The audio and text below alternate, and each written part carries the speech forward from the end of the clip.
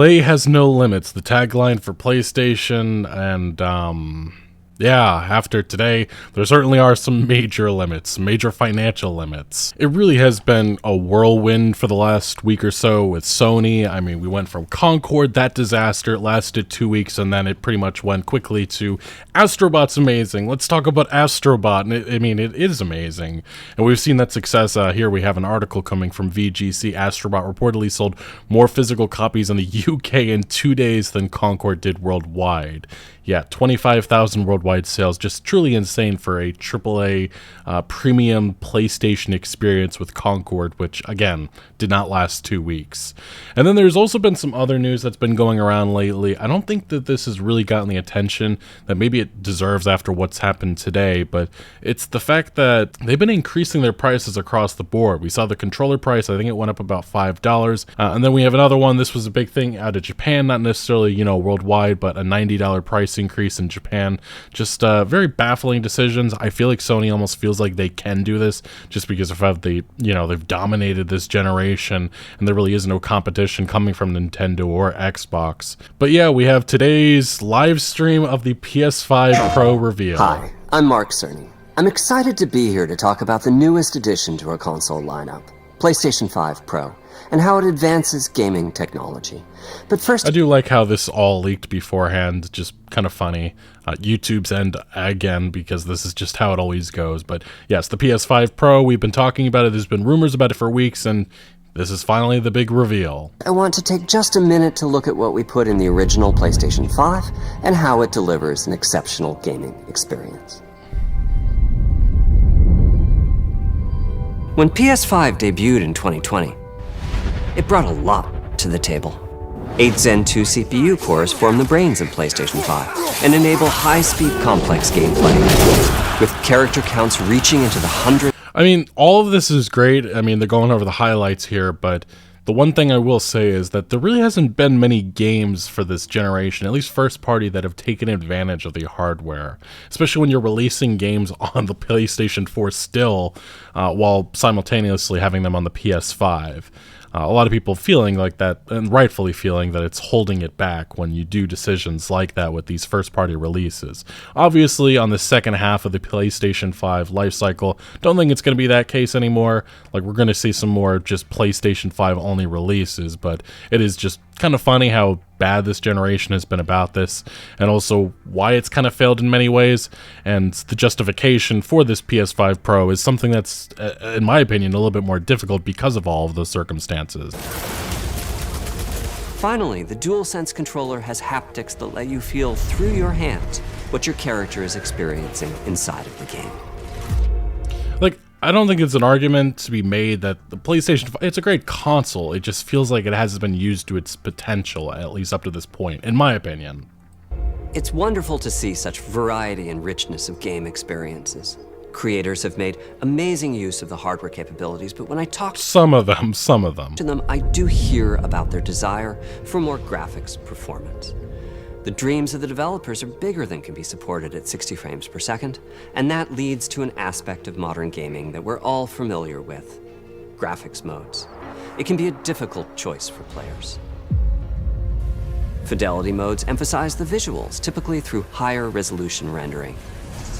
These modes might also have enhanced detail or use more ray tracing. He's not wrong. But the games only run at 30 frames per second.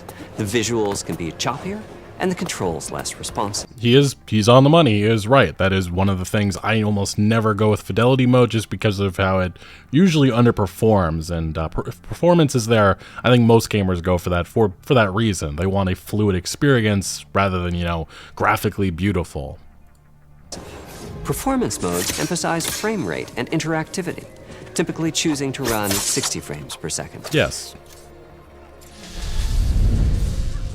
Mainly by reducing the graphical detail until those frame rates can be achieved. When asked to decide on a mode, players are choosing performance about 3/4 of the time. Removing that decision, or at least narrowing that divide, is one of the key targets for PlayStation 5 Pro. We want to Okay. give players the graphics that the game creators aspire to, at the high frame rates that players typically prefer. That's a selling To point. do that, PS5 Pro substantially improves over PlayStation 5 in 3 ways. Here's what we call the Big 3. First, we made the GPU much larger and increased the speed of the memory it uses. The Those are impressive results right there. result is rendering that's up to 45% faster. Second, we made major upgrades to the ray tracing, taking a streamlined and accelerated approach that allows calculation of the rays at double or even triple the speeds of PlayStation 5. And finally, we added custom hardware for machine learning and an AI library called PlayStation Spectral Super Resolution, or PSSR for short. PSSR analyzes the game images pixel by pixel and can add an extraordinary amount of detail, which boosts the effective resolution of the games. I don't think there's an argument to be made. All of this is very impressive, at least just so far what you've said. It really is. But again, it always comes down to cost and the games. Game creators are adding PS5 Pro support to new and existing titles, and with the Big 3 involved, the results can be pretty amazing, with graphics showing something like fidelity levels of detail, but at double the frame rate. Here's The Last of Us Part 2 running on... Wait, why are we using a game that came out, what 29, 5 years ago? At least, I think? Very confusing why we're not using a new game or an upcoming game to show off these results, but sure, whatever. PS5 Pro. It has huge amounts of detail and targets a super smooth 60 frames per second. I mean, it looks nice, but at the same time, again, I'm just baffled. Why are you using The Last of Us Part 2? I mean, I guess maybe because it's one of the most successful games the last generation or so for PlayStation, I guess, but I don't know why they wouldn't use an upcoming game to show off these results, to get people, excited for whatever Naughty Dog, Sony Santa Monica, Sucker Punch has been working on. But maybe I'm digging a little too deep. Let's Or maybe compare not. this to the fidelity mode on PS5, which is only running at 30 frames per second and is Graphically, I don't see much of a difference, but that's just me. There's maybe slight little things right here. I'm not seeing much, though, to be fair. therefore much choppier. Don't stop! We gotta lose. This goal of delivering almost fidelity-like graphics at performance frame rates has been achieved for a broad set of time. Let's see. Okay, I mean, you can see it with some of the motion stuff here. But again, is that enough to spend a couple $100 more than the PlayStation 5? Guess that's up for people to decide. Including Marvel's Spider-Man 2 and Ratchet & Clank Rift Apart. We can see that PS5 Pro is close to doubling the power of PlayStation 5. Yeah, it definitely looks a little bit more fluid. Another way to compare the two consoles is to look at PS5 Pro versus Performance mode on PS5, both of which target 60 frames per second. What we see here is a difference in detail. PS5 Pro is much sharper and crisper than PS5. There's definitely again, it's definitely noticeable to a degree. For this, my favorite is the parade scene from Ratchet. But again, why are they using games that came out years ago for this presentation? It's very confusing to me, almost baffling. Like, why not show off some of the new games coming up? Blank. Distant details are much clearer. And here we can see Marvel's Spider-Man 2 is noticeably higher resolution throughout the scene, including the trees and procedural cars. So overall, some remarkable improvement to the games. Definitely. On PS5 Pro, we can see increased sharpness to the graphics or smoother and more responsive gameplay. This is the big three showing their value. As you've been seeing, machine learning via the PSSR library is being used quite broadly to add pixel detail and boost frame rate. But there are as many approaches as there are game engines. The increase in raw GPU power is being especially effective for Horizon Forbidden West. Apart from the detail boost, that extra graphics power is allowing for improvements to lighting and visual effects. I mean, the thing is with these games, you can also just play them on PC, and I think you have probably much better results anyway. Especially since Last of Us Part 2, Horizon Forbidden West, I think I think most of these are on PC at this point. So again, why are we not showing off some new games to show off, to get us excited? But hey, maybe there is a PlayStation State of Play coming up. Maybe that is the plan, but it feels like this is a missed opportunity. Backs. as But there well is as no to argument. the hair and the skin in cinematic. It is stunning. Open up, guys. Dwarf's orders. Good enough for me. Ray tracing is finding broad usage as well, particularly when the games are focused on higher frame rates. The faster hardware in PS5 Pro can make a real difference. Allowing Gran Turismo 7 to add ray-traced reflections between the cars. You know what I'm thinking? I wonder if they actually had like a game like Concord footage for it, and they had to scrap it immediately because of, well, what happened the last week or so. That would be hilarious. I don't know if that's actually what happened here, but it would be hilarious. Yeah. In gameplay, while continuing to support their targeted 60 frames per second. That boost in ray tracing is also delivering big wins for Hogwarts Legacy, Okay. allowing not only for better reflections and a greater variety of reflective surfaces, Okay. but also for further realism in the casting of shadows. I hope you've enjoyed this run-through of the technology behind PlayStation 5 Pro. Simply put, it's the most powerful console we've ever built, and Yeah. a worthy addition to the PS5 family. Now show the console off. Let me Let's wrap see this it. up by giving you a quick look at a number of games running on the new console. Alright, maybe there is some upcoming games here. Maybe. Alright, well, we gotta mute that for copyright music reasons, but I think he's gonna show off the... Let's see. We can skip forward a little bit on this. And here it is. That is the PS5 Pro. And, I guess, was this more footage of these games?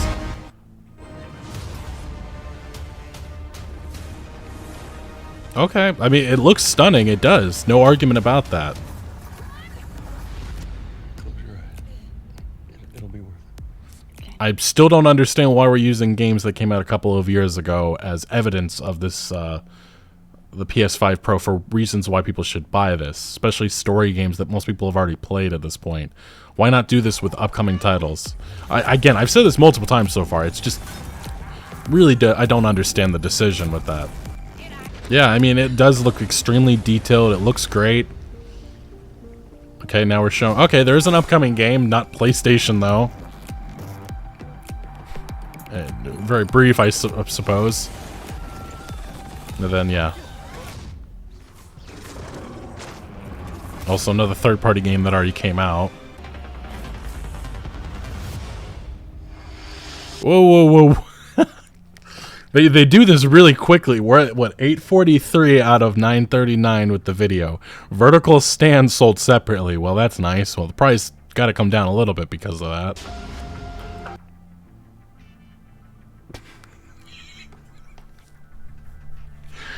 What are they thinking? Oh my god. $700? I mean, I knew it was going to cost more than the PlayStation 5, but this is fucking $700, and they didn't even lower it for you Europeans. Oh my gosh. So in total, with taxes included, this is going to be like, what, $780, $790? That's insane to me. Is there anything else here? Let's see. I think that's it. Okay, this was literally the very end of the video. I don't think there's anything else here. And, yeah, play has no limits. I love that. There's some financial limits there. Jesus. Wow, that was insane to me. And then if you go down to the comment section, I mean, I noticed this immediately. It's getting disliked quite badly so far. It's probably going to increase in the number of hours to follow, because I think a lot of people were extremely excited. I mean, they see all these results. It looks... the fidelity mode, everything sounds extremely impressive about this. And then they just drop that bomb at the end. They're like, oh yeah, $700 for this, which reminds me of the PlayStation 3 when they did that infamously, and it failed badly at the time. One of the biggest console failures at the time. But I guess maybe they realize they can pull this type of stuff mid-generation, which does make me a little bit nervous for what Xbox may end up doing if they do have a mid-gen refresh. I'm not sure if they will.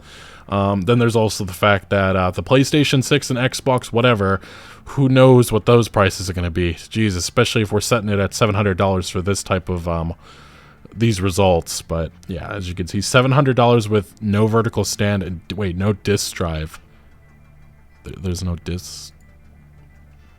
Okay, had to briefly cut the video and find, yeah, there is no disk drive with this. I should have noticed it on the side of it, but yeah, there is no disk drive with this.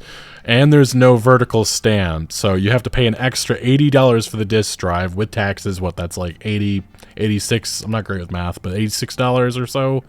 And then we have the vertical stand, which is another $30, so $31, $32. So that's what, another extra $110, something like that, on top of the $770, $780 you have to pay. So this is like a almost $900 you have to spend on all of this. That is fucking insane. You Europeans almost have to spend $1,000, I think, with all of the, when you convert the prices and such. That's just baffling in my opinion. And as articles are coming out, they have pointed out, yeah, the PS5 Pro will cost $200 more than the base console.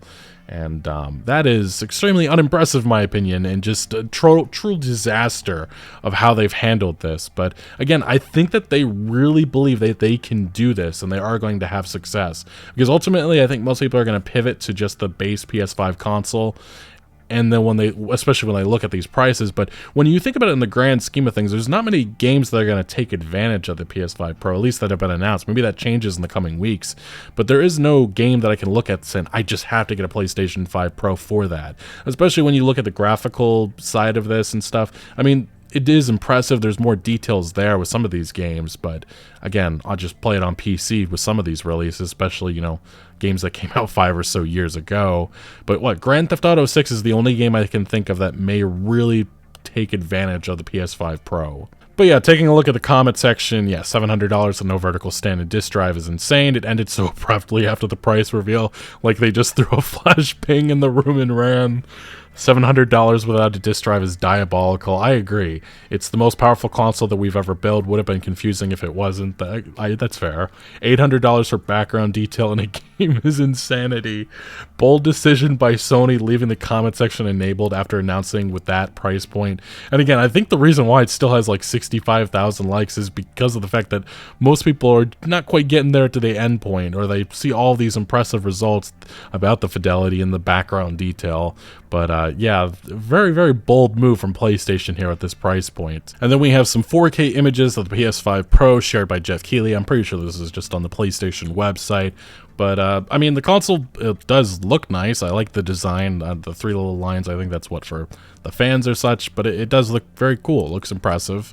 There's no arguing about that. And then, again, I just love how, I don't think you can see it with my face cam on, but I love in the little small screen in the corner. See if I can show you. But yeah, vertical stand sold separately. It does look nice. I mean, that's the one nice thing I can say about the console.